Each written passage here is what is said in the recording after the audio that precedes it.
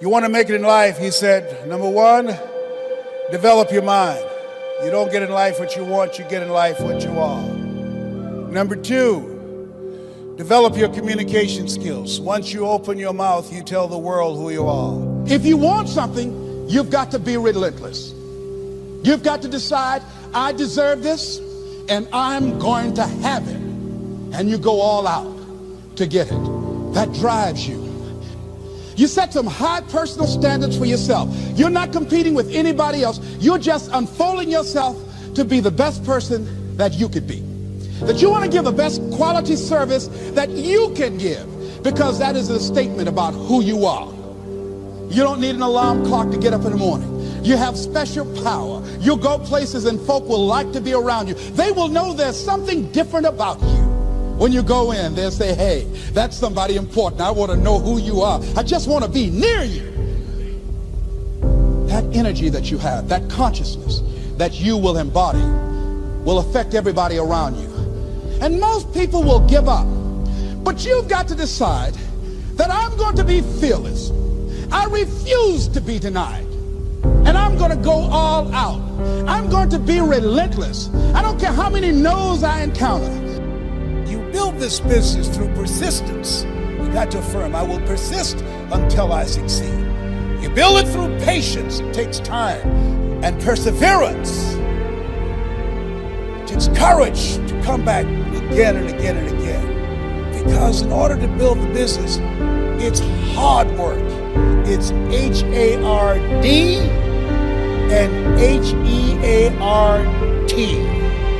Are you with me there? If you do what is easy, your life will be hard.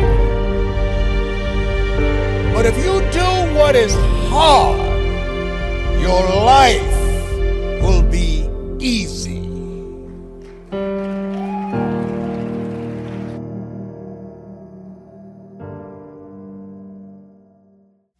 When you want something out of life, you've got to be willing to go into action. Don't wait around for things to be just right. Don't wait for things to be perfect. Don't wait for the ideal situation. It will never be ideal. Do what you can, where you are with what you have.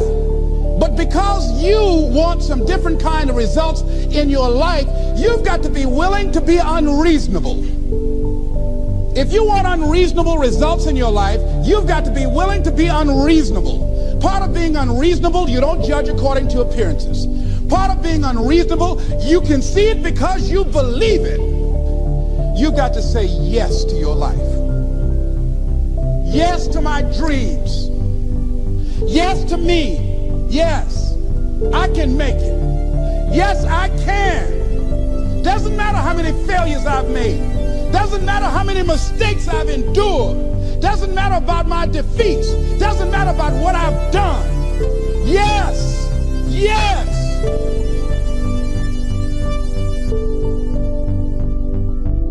He said, as graduating seniors of Booker T. Washington High School, I want you to know that you are blessed and highly favored, and that as you go toward the future, begin to know that you have greatness within you.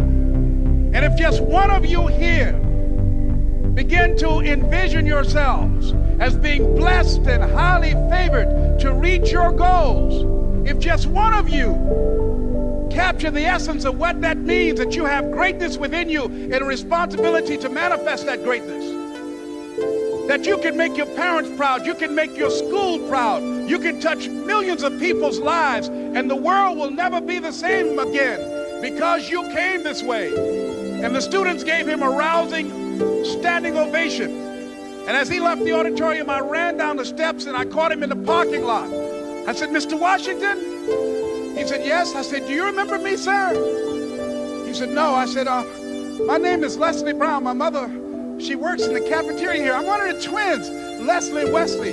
I said, Mr. Washington, but you know, I got these big dreams. I like talking to people. I love people. I said, I want to work with people, and I got this dream of buying my mama a home. Could I do that, Mr. Washington? He said, it's possible, Mr. Brown. And as he walked away, I called him again. I said, Mr. Washington? He said, what do you want now? I said, I'm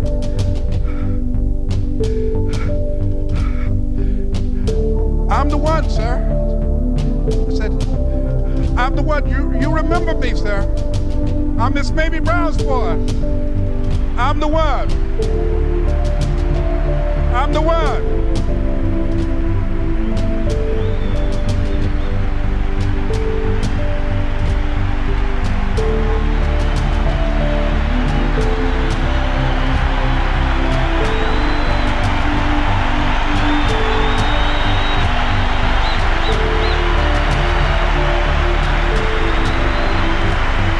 And you must feel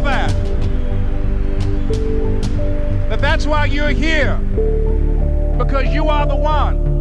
And I remember when PBS first played one of my specials called You Deserve, one Sunday afternoon in Miami, Florida.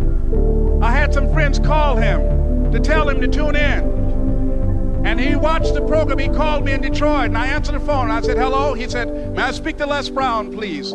I said, who's calling? He said, you know who this is.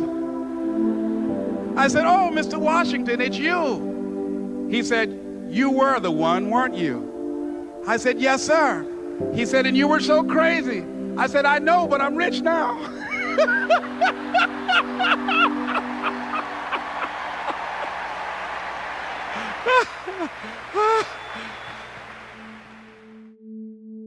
But people who are running toward their dreams, life has a special kind of meaning. And here's what I will share with you, that in the process of working on your dreams, you are going to incur a lot of disappointment, a lot of failure, a lot of pain, a lot of setbacks, a lot of defeats.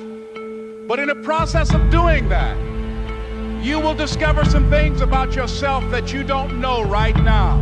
What you will realize is that you have greatness within you. What you'll realize is that you're more powerful than you could ever begin to imagine. What you will realize is that you are greater than your circumstances, that you don't have to go through life being a victim. It's necessary to know that everybody won't see it, that everybody won't join you, that everybody won't have the vision. It's necessary to know that a lot of people like to complain, but they don't want to do anything about their situation, that you are an uncommon breed. You know, you have to know within yourself that I can do this. Even if no one else sees it for me, I must see it for myself. That's necessary. There are moments when you're going to doubt yourself. There are rough times are going to come, but they have not come to stay. They have come to pass. It's very important for you to know that. Don't say I'm having a bad day. Say I'm having a character building day. I used to ask myself, can I do this? And something said within me, you're the one. You're the one. Logical, practical thinking says you can't do it today. But if you want to produce unreasonable results in your life, like living your dream and taking charge of your destiny, you've got to be an unreasonable person. You've got to be an uncommon person. It's possible for you to live your dream. It's necessary that you associate with winners, that you work your system, that you are relentless, that you never give up. It's you. You've got to take personal responsibility. You've got to make it your personal business to make it happen. And you've got to resolve within yourself that I can do this, that it's hard, but you've got to say, I'm the one. I'm the one to make this happen. I'm the one to become successful in this business.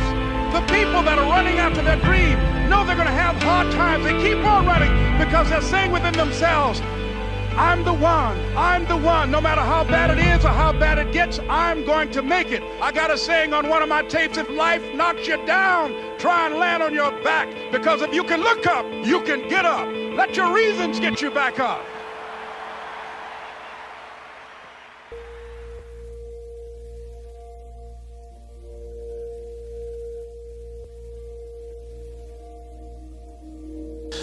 One of the things that we know about life is that it is always changing.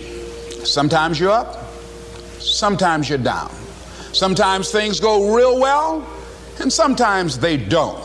Sometimes you're happy, and sometimes you're sad. Now that's that thing called life. And when we begin to understand and know that, accepting that reality that we will never ever have things just on an even keel all the time, that you're going to have some ups and you're going to have some downs, but during those down moments, that's where the growth takes place. Make a declaration to yourself. Declare all out war that you're going to get out of this rut. I don't care how good you are, I don't care how talented you are, I don't care how much you work on yourself. There are some times when things aren't going to go right. They just are not going to go right. There are times when anything that can happen will happen. Murphy's Law will be knocking at your door. Evaluate where you are. Look at it, assess yourself. Assess yourself and assess the situation. What brought you there? What role did you play? Earl Nightingale had a saying I like. He said, all of us are self-made, but only the successful will admit it. What did you learn from it? Are you learning anything, or are you doing it over and over and over again?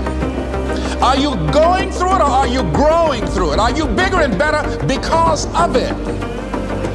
And one of my students told me in a class that I was teaching, Lessons in Truth, she said, Les, until you handle it with grace, it will stay in your face. Next thing is that you've got to activate the thinker in you. Don't allow your emotions to control you. We are emotional, but you want to begin to discipline your emotion. If you don't discipline and contain your emotions, they will use you. Your mind goes on automatic, just like a God. You know, I loved reading the book called As a Man Thinketh by James Allen. He uses the analogy of the mind being like a garden. You know, weeds don't have to have any encouragement to grow. You don't have to water them. They don't have to get sunshine. They don't have to have fertile ground. They will grow through the cracks of a sidewalk. Am I right? But if you want to grow orchids or roses or any kind of exotic flowers, there are special processes and procedures you must go through. But if you want to begin to move into your own personal greatness, if you want to begin to really enjoy a happy, successful, healthy life, you've got to be willing to go against the tide. You've got to be willing to harness your will and say, in spite of this, I'm in control here. I'm not going to let this get me down. I'm not going to let this destroy me. I'm coming back, and I'll be stronger and better because of it. You have got to make a declaration that this is what you stand for. You're standing up for your dreams. You're standing up for peace of mind. You're standing up for health. You want it, and you're going to go all out to have it. The other thing is, take full responsibility for your life. Accept where you are and the responsibility that you're going to take yourself where you want to go. Someone said we have two primary choices in life. We can either accept conditions as they exist, or we can take the responsibility to change them. You want to take responsibility for your life. I got me here, I can get me out of this. And I'm getting out. You can decide that you're going to stand up to life. You can decide that I'm going to live each day as if it were my last. You have the power to make that decision. You can decide I'm going to work on myself and develop myself. I'm going to empower me. And all of these things that are happening to me right now, they're just temporary inconveniences. They're not stronger than I am. I'm in charge here.